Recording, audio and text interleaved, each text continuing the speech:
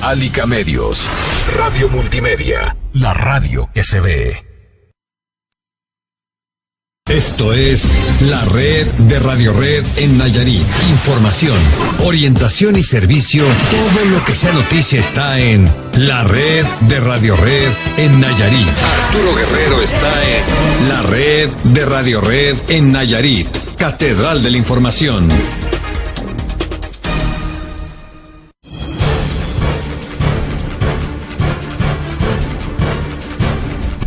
Muy buenas tardes, les saluda su amigo y servidor César Pérez en esta emisión vespertina de la red de Radio Red. Estamos listos y dispuestos para llevarle la información, lo último que se ha generado en noticias aquí en el estado de Nayarit. Tenemos mucho que contarles en esta tarde de noticias a través del grupo Álica Medios. Saludamos a quienes nos sintonizan a través de las diferentes frecuencias del grupo Álica Medios que se unen en esta tarde para llevar lo mejor de la información.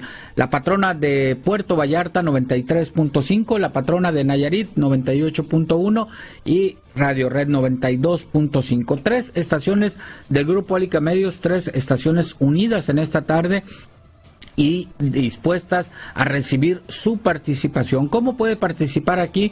Es muy sencillo venir aquí a la red de Radio Red, participar con nosotros a través del teléfono LADA sin costo 01800 670-7071, una línea gratuita y a su disposición para que nos llame y nos diga qué es lo que pasa ahí donde usted vive, en su comunidad, en su ejido, en su municipio, en su ciudad. Usted llámenos, aquí tiene un espacio reservado para usted. También nos puede enviar mensajes de texto con la palabra patrona, da un espacio, escribe el mensaje y lo envía al número 55220. A ese número aquí nos llega en un sistema y nosotros nos encargamos de ponerle voz a esos mensajes que usted día con día nos envía. También tenemos aquí en la patrona, en Radio Red, tenemos WhatsApp para que usted participe con nosotros.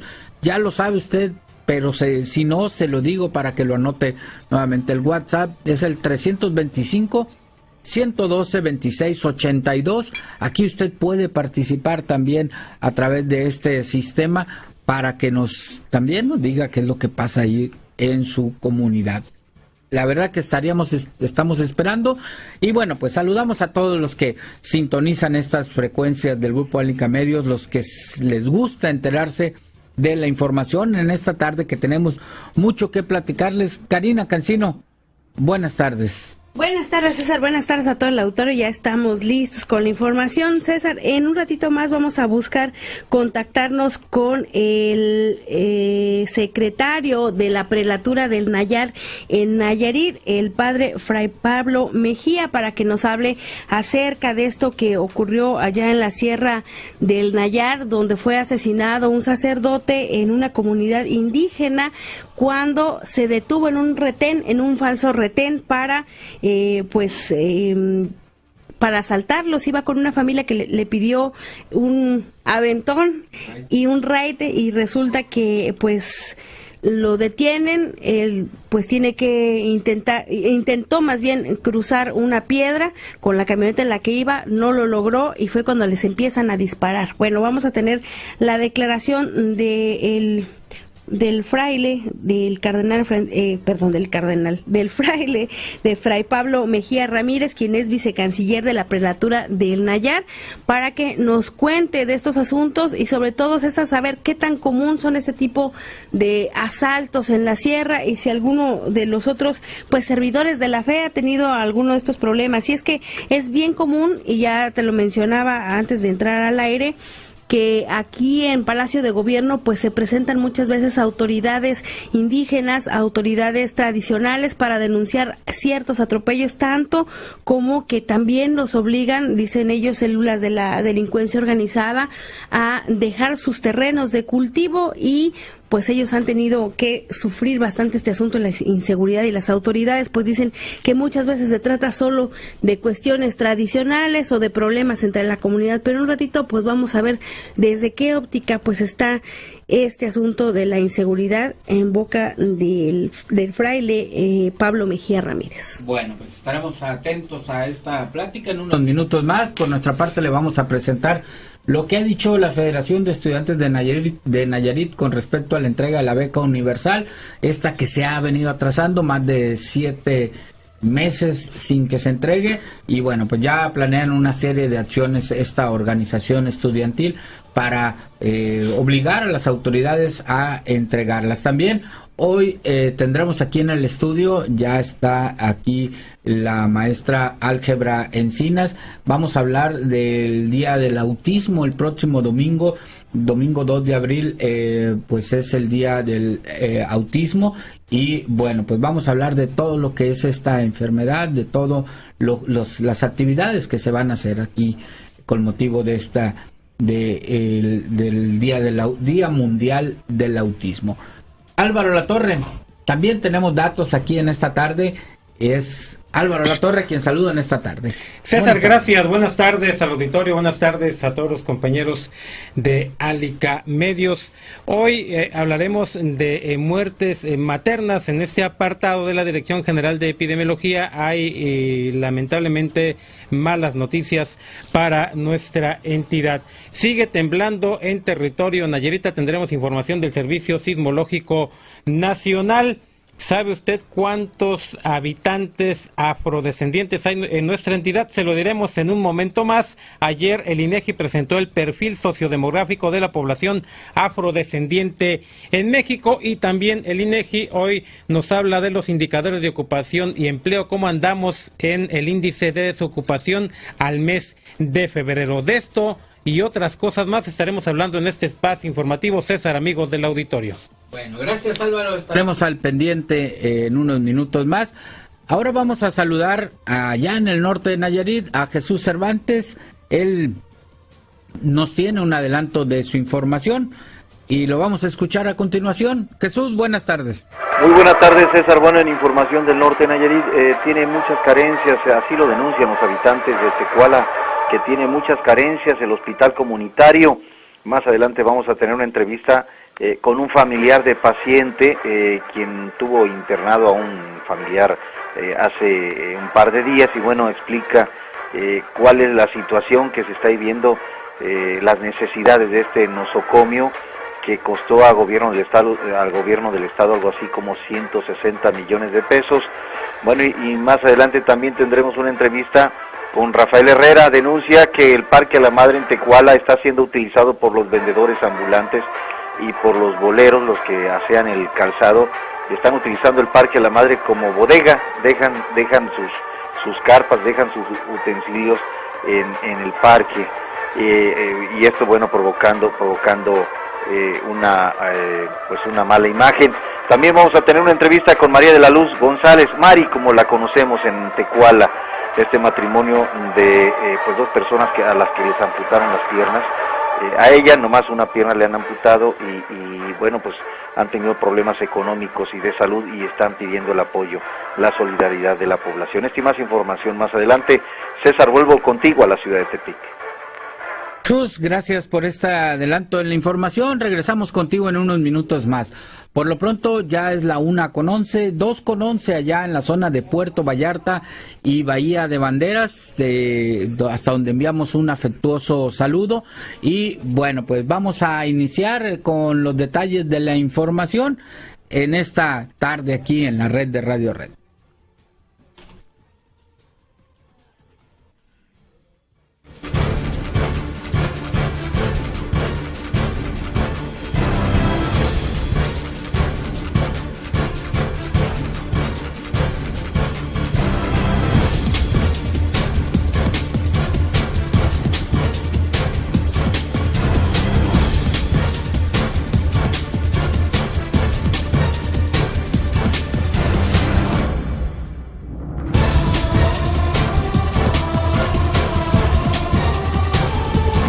Bueno, en esta tarde, ya lo habíamos dicho, vamos a hablar del problema del autismo. Está aquí en el estudio y la saludamos en esta tarde a la licenciada en Educación Especial, Álgebra Encinas. Muy buenas tardes. Buenas tardes, muchas gracias por la invitación. Bueno, pues el próximo domingo se celebra el Día Mundial del Autismo.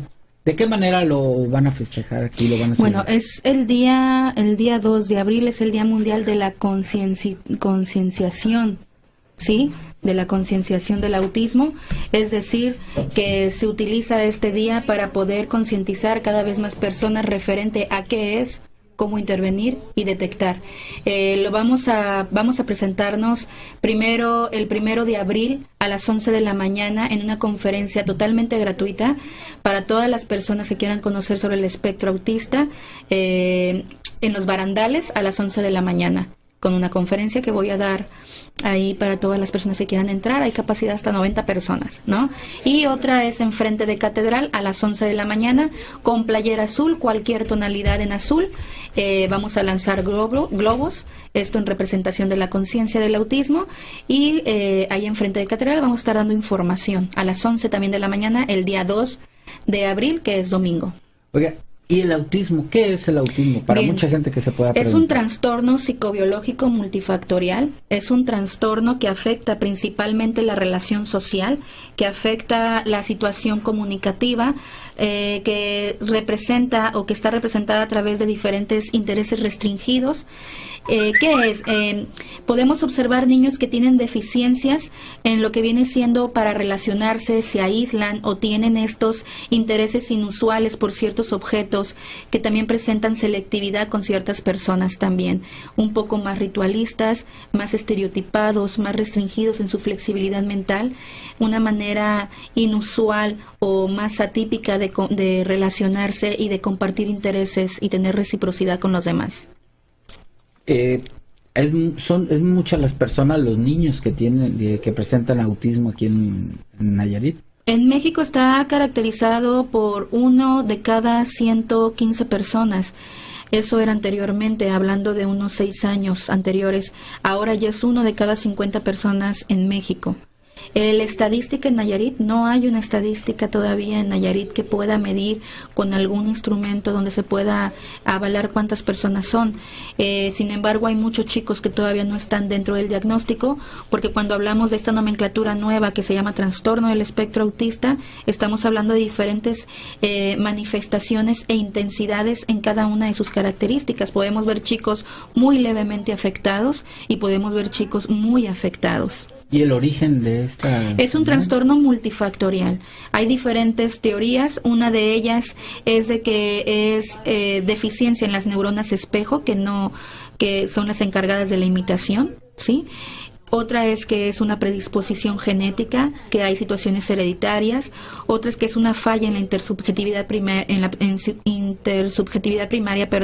que es este primer acercamiento que tiene el bebé con la madre, donde no se acomoda en los brazos, donde no se permite ser amamantado, donde no hay una acomodación de vínculo entre la madre y el bebé. Hay diferentes teorías que nos hablan de este diagnóstico.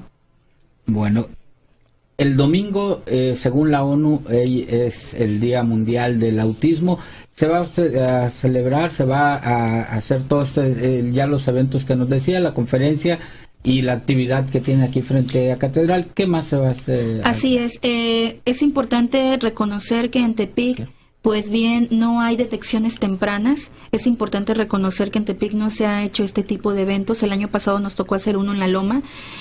Fuimos aproximadamente unas 60, 70 personas. Se espera que con esta concientización que hay cada vez mayor referente a cómo evaluar y cómo detectar, podamos tener esta apertura a que se acerquen a conocer un poquito más del tema. Desconocemos aquí en Tepic que hay personas especializadas que pueden ayudar a personas a detectar de temprana edad. Estoy hablando de meses de nacido, porque lamentablemente nos llegan ya muy tarde los niños, 8 años, 12 años, que las mamás no sabían que presentaban rasgos o conductas autistas.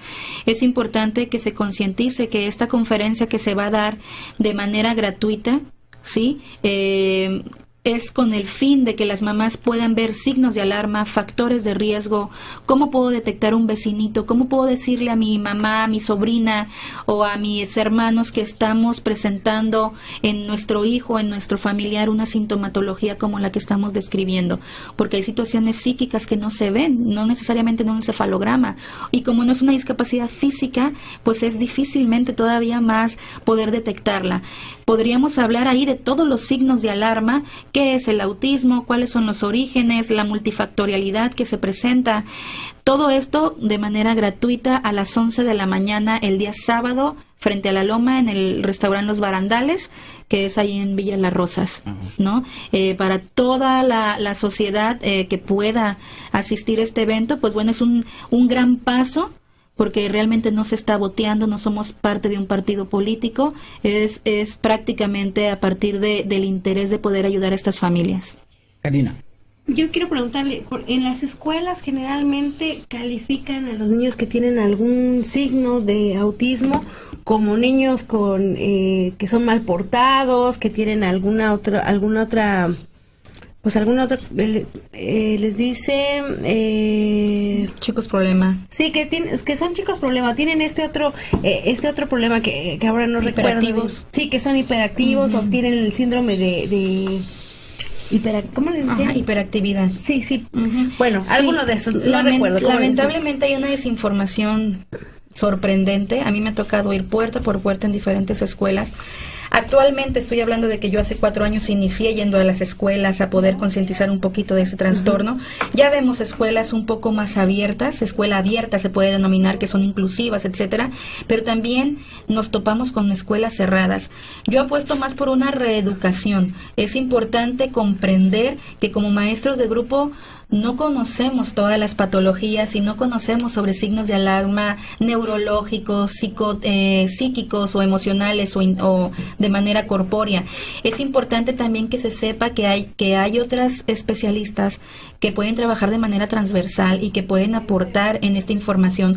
Pero cuando tú llevas la información y tampoco les interesa esa información, ¿qué podemos hacer ahora entonces más que concientizar? Es importante partir prácticamente de lo primordial, concientizar a la persona. No importa que no tengas la información, te la podemos dar. Ok, no tengo tiempo o no lo quiero, entonces tengo que sensibilizar a ese maestro, a ese padre de familia, de comentarles que hay soluciones y hay alternativas.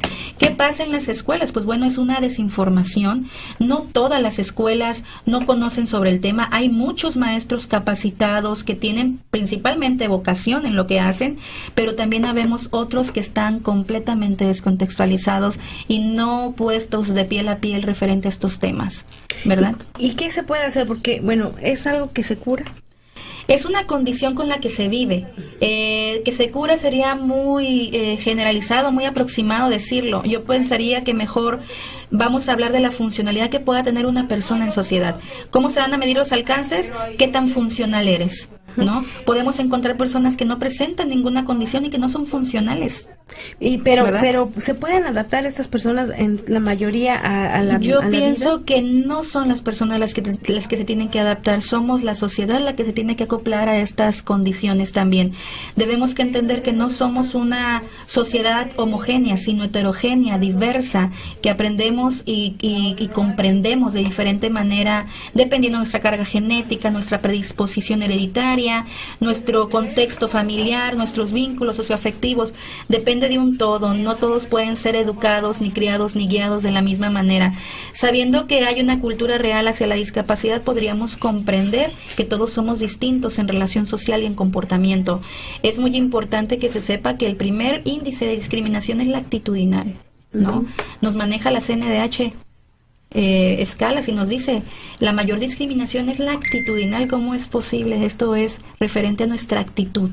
Las personas que nos escuchan en estos momentos en la zona norte de Nayarit, que digamos tenemos también muchas regiones rurales o costeras, que generalmente pues estos temas no son tratados con la misma pues no sé si facilidad o la misma continuidad, digamos, o la misma cotidianidad. ¿Qué se les podría decir, digamos, como una cuestión de alerta, o a lo mejor para que ellos pudieran identificar de qué se trata y sobre todo saber por qué es tan importante detectar a un niño o alguna persona con autismo? Podríamos mencionar los signos de alarma que podemos ver en un desarrollo, ¿no? Estos chicos, este trastorno tiene una predisposición de presentarse antes de los 30 meses de vida. ¿Sí? ¿Cuáles podrían ser unos signos de alarma? Un bebé que no mira a la madre a los ojos. Un bebé que no quiere ser amamantado o no tiene el interés de ser amamantado.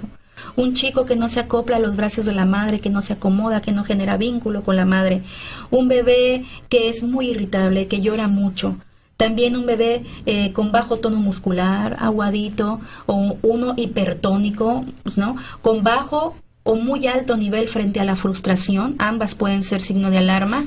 ¿Cuál otra situación podría ser? Un bebé que tiene alteraciones del sueño, alteraciones en la alimentación. Y luego va creciendo y observo que mi hijo juega de la misma manera, que siempre quiere jugar con los mismos juguetes, pero no crea un juego simbólico, sino que nada más hace hileras de juguetes, o acomoda o agrupa por características estos objetos.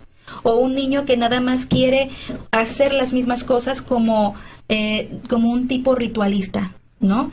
Que son intereses muy restringidos o que es muy selectivo con ciertas personas. Incluso podemos ver hipersensibilidad, que es taparse los oídos, ¿sí? Aparecen las estereotipias motoras, que es hacer movimientos repetitivos con las manos, también guturales con la boca, sonidos, siempre soniditos, o que aparecen las ecolalias, que mi hijo pareciera que me arremeda todo lo que yo hablo, mi hijo también lo dice. Por ejemplo, ¿quieres agua? Y que el niño, ¿quieres agua? ¿Quieres agua? ¿Sí? O que pásame por favor el plato, y el pásame por favor el plato. Una repetición de tu lenguaje. Esto es peligroso, digo, puede llevarlos, no sé, a alguna cuestión peligrosa, que se hagan daño a ellos o que dañen a alguien más. Lo que pasa es que hay una desintegración tanto corporal y psíquica, es decir, que estos chicos pareciera que no tienen esta reciprocidad en el compartir intereses, por lo tanto les cuesta comprender estos códigos verbales y no verbales de las demás personas. ¿En qué podría perjudicar el no ser detectado? Pues bueno, el chico no va a poder comprender lo que tú tratas de decirme o mostrarme tus intereses. Por ejemplo, ¿qué significa levantar una ceja? Levantar una ceja dependiendo del contexto, dependiendo de las personas, mi humor, ¿sí? Para ellos es levantar una ceja. Es decir, viven las emociones de manera muy plana, sin tener la intencionalidad de reciprocidad, pero también creyendo que los demás pensamos lo mismo que están pensando ellos. O sea, hay un proceso de no mentalización. Es muy importante comprender que ellos se expresan y se comunican de diferente manera. Esto no significa que tengan retraso mental, aunque el 50% va acompañado de una deficiencia intelectual aunada a esta misma desintegración psíquica y corporal, falta de conciencia corpórea de ellos mismos, pero no todos presentan discapacidad. Hay unos que son incluso más habilidosos en ciertas áreas, habilidosos en las matemáticas, comprenden, hablando del Asperger, que está dentro del trastorno del espectro autista, que pueden memorizar, tener memoria al detalle, memoria auditiva, ¿sí? Son chicos que tienen habilidad para la construcción, para el dibujo, incluso pueden llegar a tener un grado de funcionalidad incluso superior a personas que no presentan esta condición. ¿Cuál va a ser su dificultad? Pues la dificultad la vamos a encontrar en las relaciones sociales, o en la comunicación, o en la flexibilidad mental, en los intereses tan restringidos que tienen y tan rutinarios. Unos se presentan con lenguaje, otros no adquieren el lenguaje, ¿sí? ¿Esto de qué depende? Pues se llama trastorno porque es un abanico también de afectaciones, pero también de alcances, unos muy levemente afectados y unos muy gravemente afectados. No representan peligro porque hay muchas, ¿cómo se dice? Muchos tabús respecto a las enfermedades mentales, las enfermedades neurológicas, psíquicas, y más cuando se habla de niños que a lo mejor puedan representar un peligro para sus propios familiares. No de que ellos puedan ser un peligro, sin embargo, sí podría ser un peligro no atenderles, porque ellos, esta dificultad que tienen de relación social o de comunicación o qué sé yo, las manifestaciones que presente cada uno de ellos, porque cada niño es totalmente diferente, tanto en carga genética, en qué tiempo fue detectado, qué tiempo fue estimulado, ninguno se presenta igual. Todos son diferentes, así como el síndrome de Down pareciera que son iguales, pero no, todos son totalmente diferentes. Puede ser un peligro el no saberles orientar, que no sepan de noción de peligro, cómo comportarse en ciertos lugares, el no tener una educación o una reeducación funcional referente a cada una de sus áreas. Tú puedes ver muchas personas de situación de calle que pareciera que tienen trastornos mentales. No sabemos si las personas que están en calle tuvieron un mal diagnóstico o no se les supo atender. O podemos ver personas muy inflexibles a nivel mental y que decimos, ¿por qué tal compañero de trabajo es tan inflexible? No sabemos si realmente nunca fue detectado y no tuvimos este acercamiento porque hace años no existía. Esos son los problemas que se reflejan de un niño que no es atendido de autismo ya en etapa Por ejemplo, adulta. las estadísticas con los niños con déficit de atención. El no ser atendido un niño con déficit de atención con hiperactividad, ¿en dónde recae no atenderles desde la infancia? Pues bueno, podemos ver niños en situación de calle, niños en situación de abandono, niños en situación de consumo de drogas, etcétera, porque no son atendidos referente a sus necesidades en ese momento, ¿no? Claro que puede ser un peligro si no ellos, sino su condición no les va a permitir ser conscientes de lo que están viviendo. Bueno, el domingo entonces, temprano, aquí en los barandales. Sí, yo los invito a todos. No tiene ningún costo. Es nada más ponerte una playera azul como la que traemos, en Bueno, cualquier sí. tonalidad, agarrar un globo, leer un folleto y ya está. Ya Tepic ya está cumpliendo en que Tepic también se está haciendo conciencia sobre ese trastorno. No nada más Europa, no nada más otros países desarrollados. También Tepic tiene esta posibilidad porque estamos también las personas que podemos estar capacitadas dentro de este trastorno, ¿verdad? Invitarles a la información. Nos podemos convertir en un estado a lo mejor un poco más ignorante referente al trastorno porque no nos estamos informando. Tenemos la información, podemos acercarnos a ella de manera gratuita y no nada más estoy yo, me imagino que hay otras personas también concientizando, quiero pensar, sobre este tema. Están los paidopsiquiatras, los neurólogos, los maestros de educación especial, todos los colegas que también están haciendo su parte para poder detectar a temprana edad estos trastornos. Los esperamos en la catedral, frente a la catedral, a las 11 de la mañana con una playera azul. Y los esperamos en los barandales, en el restaurante, a las 11 de la mañana el sábado 1 de abril, gratuito. Ir a escuchar esa conferencia, que es cuáles son las características, cómo podemos detectar. Bueno, álgebra Encinas. Muchas gracias por Para su visita. servirles. Y bueno, pues ojalá que ahí vamos a estar y vamos a darle cobertura. Muchas gracias. Muy bien, Buenas a ustedes, buena tarde. Bueno, nos vamos a ir a nuestra pausa comercial. Antes le damos lectura a algunos mensajes. Buenos días. Dice, si ya no hay marinas, hay puras granjas. Va uno a las granjas y no se puede arrimar a los dice que tienen perros ahí en las granjas y bueno, pues no permiten el ingreso de las personas. Con respecto a que ya entró en vigor la veda del camarón. En Guajicori nada más nos dieron un calmante para la cuestión del agua potable. Hace unos días que empezaron otra vez a recortar el horario para colmo de males, tenemos 2 días sin agua. ¿Qué hace Juan Casas que no cumple con su trabajo? Juan Casas, bueno, es el encargado del organismo operador de agua potable.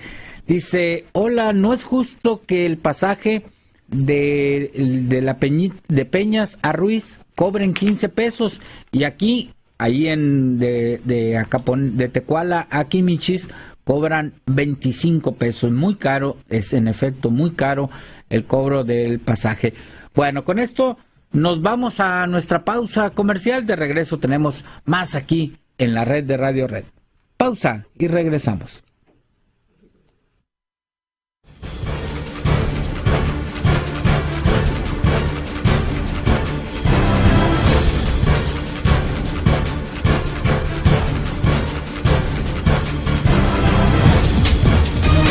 Su llamada es muy importante para nosotros. Nada sin costo.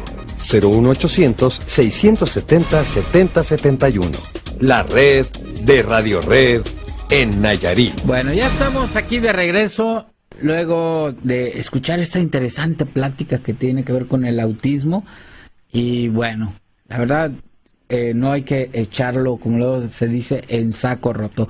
Pero bueno, luego de escuchar esta charla, escuchar los anuncios publicitarios, vamos a esto aquí en la red de Radio Red.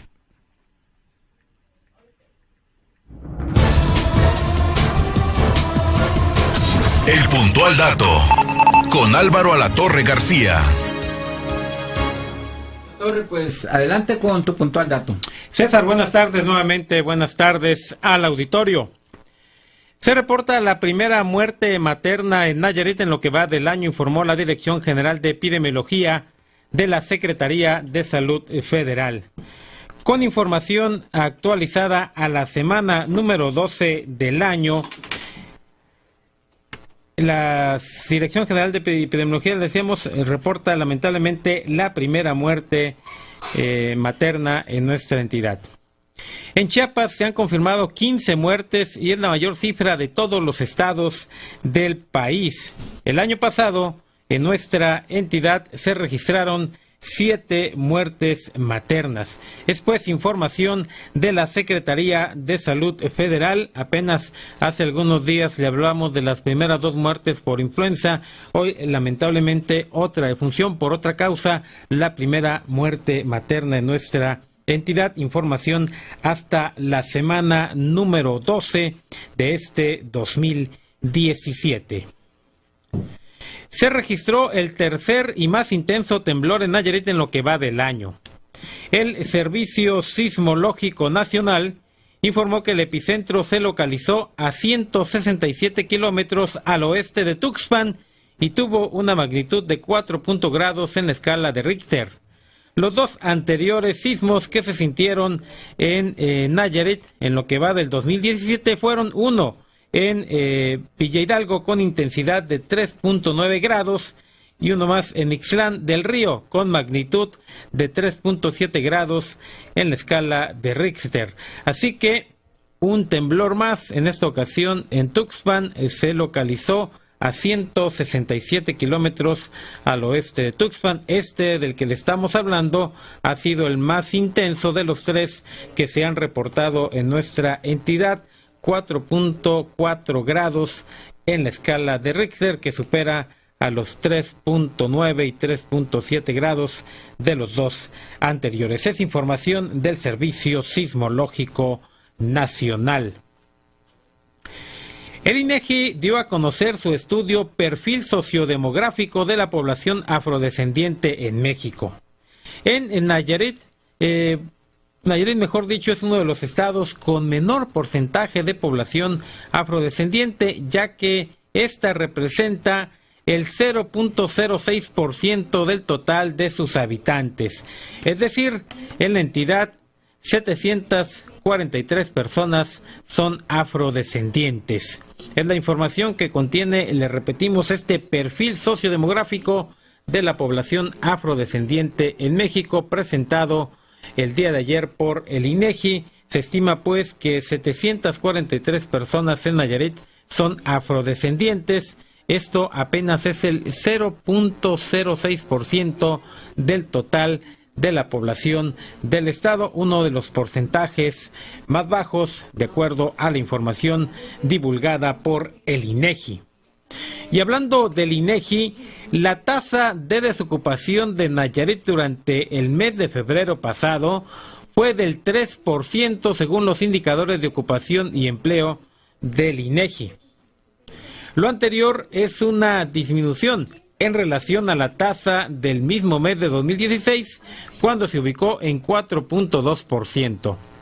La tasa de desocupación reportada para Nayarit significa que 17.739 personas están desocupadas en la entidad. Es información del INEGI. Hay que recordar que la tasa de desocupación toma como referencia a la población económicamente activa. Entonces, el 3% del total de la población económicamente activa de nuestra entidad son 17.739 personas. Esas son las personas que durante el mes de febrero estuvieron desocupadas. Es información que hoy actualizó justamente el INEGI. De acuerdo con un reporte de la Fiscalía Especializada para la Atención de Delitos Electorales, FEPADE, presentada por su titular Santiago Nieto Castillo, entre septiembre de 2016 y marzo de 2017 se abrieron 462 indagatorias, 186 carpetas de investigación y 276 averiguaciones previas derivadas de conductas delictivas en los 4 estados donde habrá elecciones este año: Estado de México, Coahuila, Nayarit y Veracruz. En el caso concreto de Nayarit, hay 4 carpetas de investigación sobre condicionamiento de programas sociales, compra de voto y uso de recursos prohibidos por la ley para el financiamiento de campañas. Así que comienzan a moverse las cosas, los expedientes, las carpetas en la Fiscalía Especializada para la Atención de Delitos Electorales. Se habla de ya carpetas y averiguaciones en los 4 estados, y en el caso de nuestra entidad, repetimos, hay ya 4 carpetas de investigación sobre condicionamiento de programas sociales, compra de voto y uso de recursos prohibidos por la ley para el financiamiento de campañas. Es un reporte de la Fiscalía Especializada para la Atención de Delitos Electorales. Son pues, César, las cifras, los números de esta tarde. Bueno, 4 de muchas que se esperan, porque en Por este supuesto, proceso se estamos espera, en pre-campaña. Sí, cuando arranque ya las campañas. De hecho, hay ya algunos actos que se han hecho y que no han concluido en una denuncia. Seguramente más adelante tienen para interponer cualquier denuncia, así que pues en muchos de los casos ahorita todavía no hay prisa, ¿no? Así es. Y de los afrodescendientes, 743, aquí en los últimos años sí se han dejado ya ver personas pues morenas, personas de color, en algunas familias que ya pues han venido a instalar aquí. Algunos quizás son de África, pero también puede ser de algún país caribeño. Caribeños, y son afrodescendientes, por supuesto. Son originarios de aquella zona. Bueno, o en sus antepasados hay africanos. Así es. Bueno, muchas gracias, Álvaro, por estos datos que nos compartes en esta tarde. Que tengas buen provecho y muy buena tarde. Buena tarde, provecho para todos. El puntual dato con Álvaro Alatorre García. Bueno, vamos a ir con Jesús Cervantes rápidamente para que nos cuente lo que allá sucede, en lo que después vamos a buscar o a intentar hablar con el padre, es el Fray Pablo Mejía, allá en la zona serrana, pero por lo pronto vamos a ir con Jesús Cervantes para que nos cuente también la historia noticiosa de aquella zona de la entidad. Así que vamos contigo, Jesús Cervantes, adelante.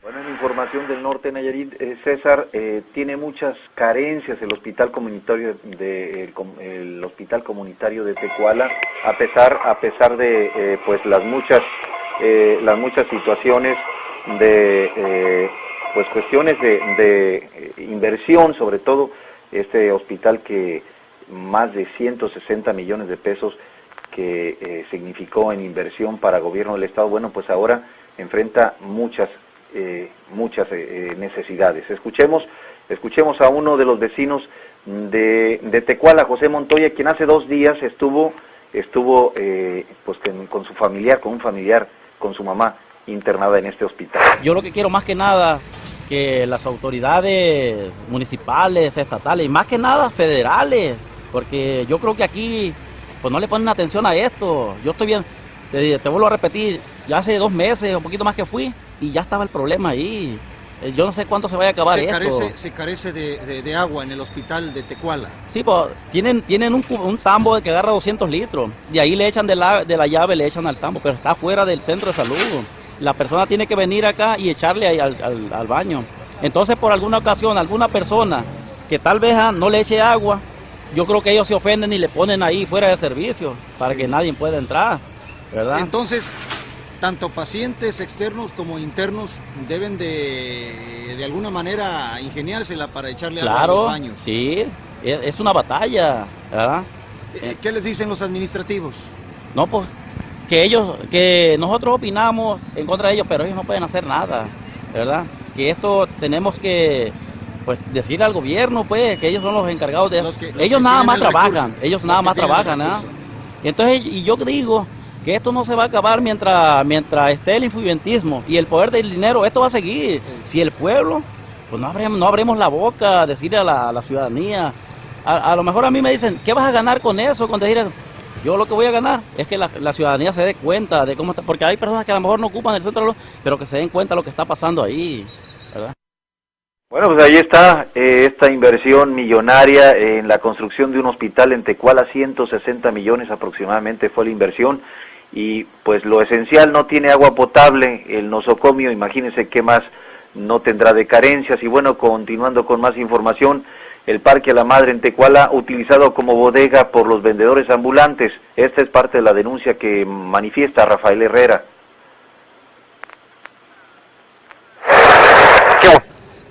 Las lámparas de aquí del Parque a la Madre ya tienen como 4 meses, ¿verdad, José Montoya?, que no funcionan. Yo hablé con Adrián Parra y junto con el presidente municipal y quedaron de que luego, no, es un desorden. Ya se fue candidato a diputado. Entonces, esas cosas... ¿Qué son esas cosas? Esa carreta que vende... Es una carreta que no está en servicio, una carreta de venta. Él vende palomitas, vende otros productos y aquí la deja estacionada. Tiene que llevárselas, ajá. Esos son de unos boleros que pues no ya no existen. ¿Qué son esos? Sillas de los lustros. Ajá. Para sentar a los clientes. Así es. Allá están otras mesas, aquella caseta de teléfono. O sea, la plaza lo utilizan los vendedores y los comerciantes y aquí dejan sus... dejan todas sus cosas. Pero todas esas sí se las llevan esas. Sí. ¿Y ustedes que están aquí, que ven frecuentemente? Vemos mal.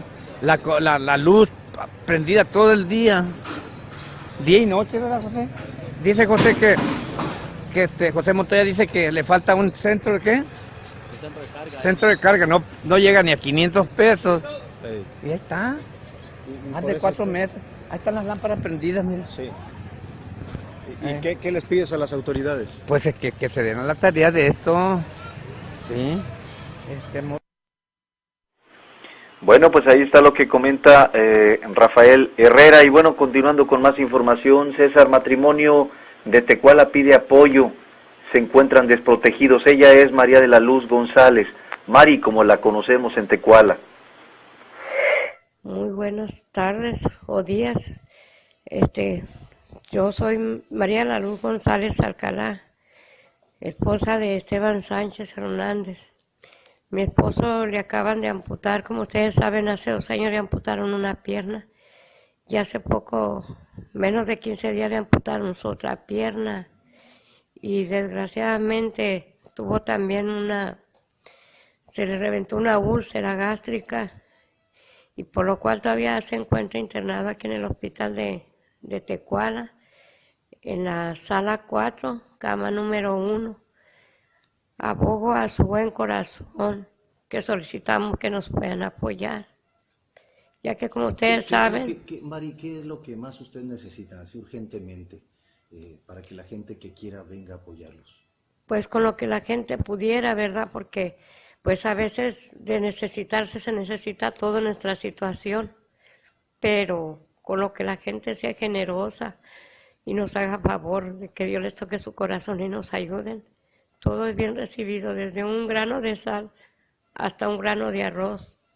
Todo para nosotros es necesario, indispensable. Medicamentos. Ahorita, pues aquí en el hospital nos han apoyado con algunos medicamentos.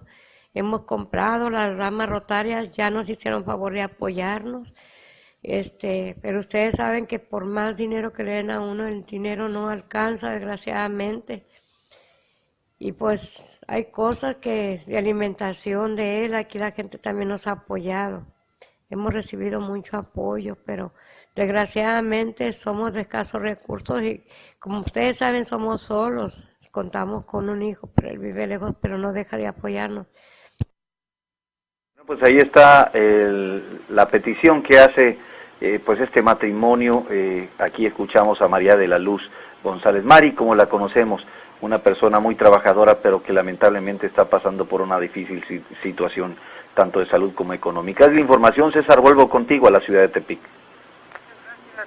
Gracias por la información. Nos escuchamos mañana muy temprano aquí en la red de Radio Red. Que tengas buena tarde, Jesús. Muy buena tarde.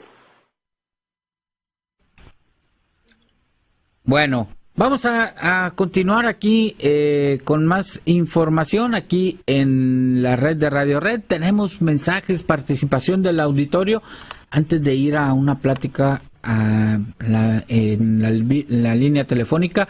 Buenas tardes, dice, soy usuario del transporte público de la combi de San Felipe a Caponeta. Los choferes no dejan el celular para conducir, van mandando mensajes cuando van manejando, hasta contando el dinero de su billetera.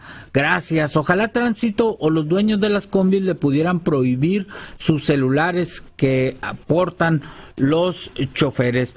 Buenas tardes, dice, también aquí en Río Viejo cobran 25 pesos y son 7 kilómetros a Tecuala. La verdad que un abuso lo que están haciendo los transportistas en la zona norte del estado de Nayarit. Bueno, ahora vamos rápidamente a platicar con Fray Pablo Mejía Ramírez sobre el desafortunado pues hechos que se han estado viviendo en la zona serrana con la muerte del presbítero Felipe Altamirano Carrillo.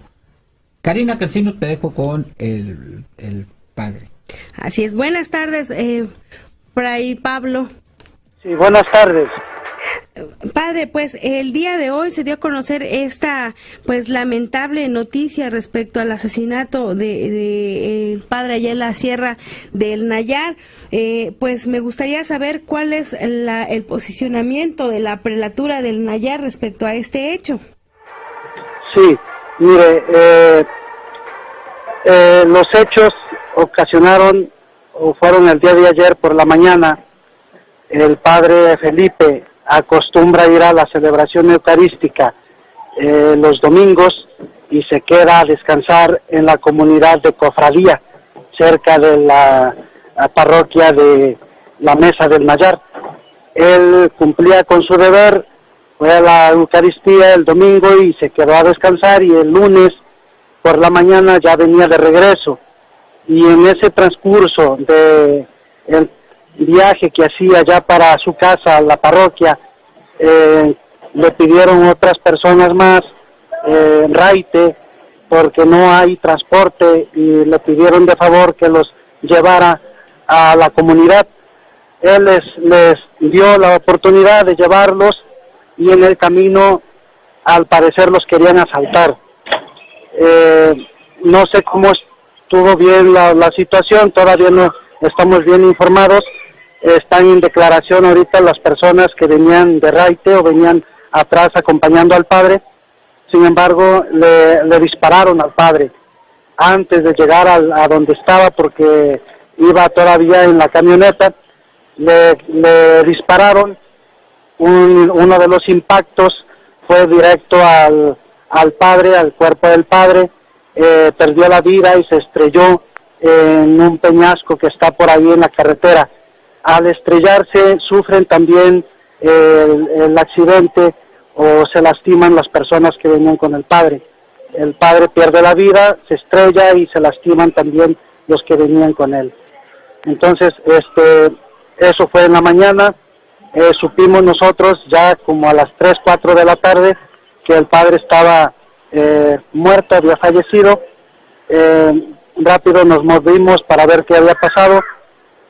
Había muchas sospechas, pero al parecer todo fue un asalto. Nosotros nos preguntábamos también que si había algo personal contra el padre o algo que no estuviera bien por ahí, pero todo parece que fue un asalto. ¿Es común que ocurran este tipo de asaltos o de cuestiones de inseguridad en esa zona? Sí, de agosto para acá van 16 personas que han fallecido de diferentes situaciones, en diferentes circunstancias y también de diferentes motivos. Ahorita fue el padre, en otras ocasiones también ha habido ya difuntos o asesinatos por la inseguridad, por problemas personales entre ellos mismos, por problemas de injusticia o hasta a veces hasta de política, ¿verdad? Que se dividen entre ellos y no están de acuerdo y pues hay diferencias. Pues la inseguridad, el narcotráfico, la droga, todo eso pues ocasiona que esta inseguridad y toda esta muerte que sucede en nuestra prelatura. La iglesia pues siempre va a estar en la postura a favor de la vida. Siempre vamos a apostar a favor de la vida y vamos siempre buscando el bienestar del prójimo, y siempre se va a reclamar la justicia, se va a reclamar siempre la dignidad de la persona, y más a nuestros hermanos indígenas. Entonces, pues sí, lamentamos el suceso del padre, lo que le ha pasado, y lamentamos también las muertes que han sucedido de agosto para acá. Hay más, yo cuento ahorita 16, pero obviamente hay más que aún no conozco. Sin embargo, pues sí estamos viviendo una inseguridad dentro de nuestro territorio, que es la prelatura del Nayar. Oiga, padre, ¿y que se le ha dicho a las autoridades acerca de estos asuntos de inseguridad? ¿Se va a pedir pues atención a la zona, o cuál es el posicionamiento de la prelatura en este momento sobre este asunto? Sí, de hecho se ha estado pidiendo apoyo y se ha estado buscando que haya seguridad. Y sí es lento, sin embargo sí se ha reclamado, se ha buscado que nuestra gente no viva en un estado, en una situación como esta, de inseguridad. No pueden salir, no pueden viajar, no pueden dejar sus casas solas, porque hasta en los mismos hogares ellos viven o sufren los asaltos en sus mismas casas, en sus mismos hogares. Entonces, pues nosotros, la postura de la Iglesia es mirar siempre, apoyar siempre a nuestros hermanos indígenas.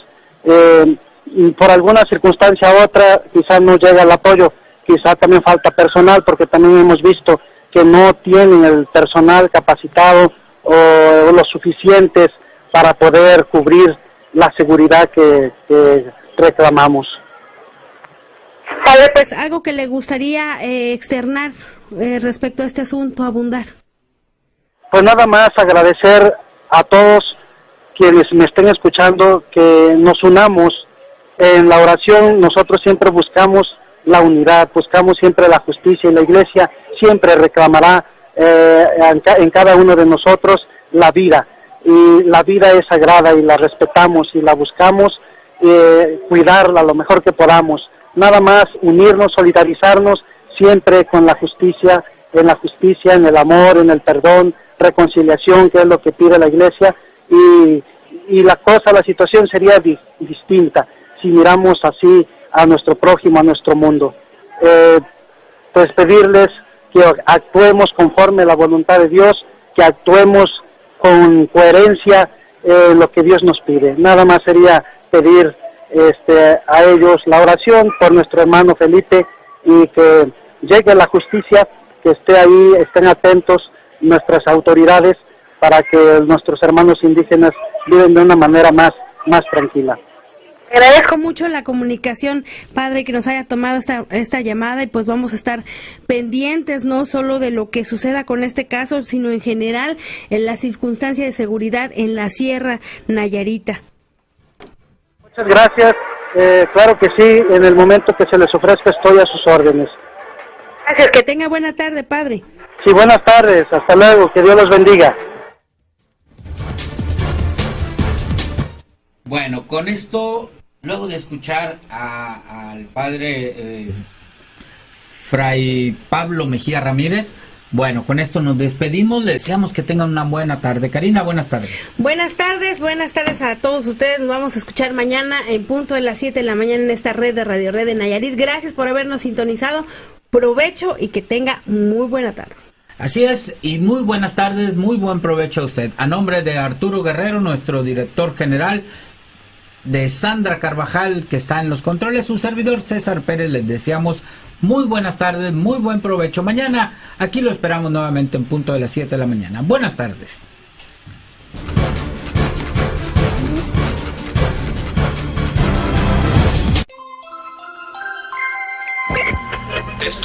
Esto fue la red de Radio Red en Nayarit, catedral de la información desde hace más de 35 años en México.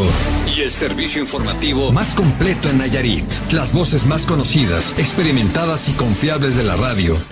La red de Radio Red en Nayarit, catedral de la información. Alica Medios, Radio Multimedia, la radio que se ve.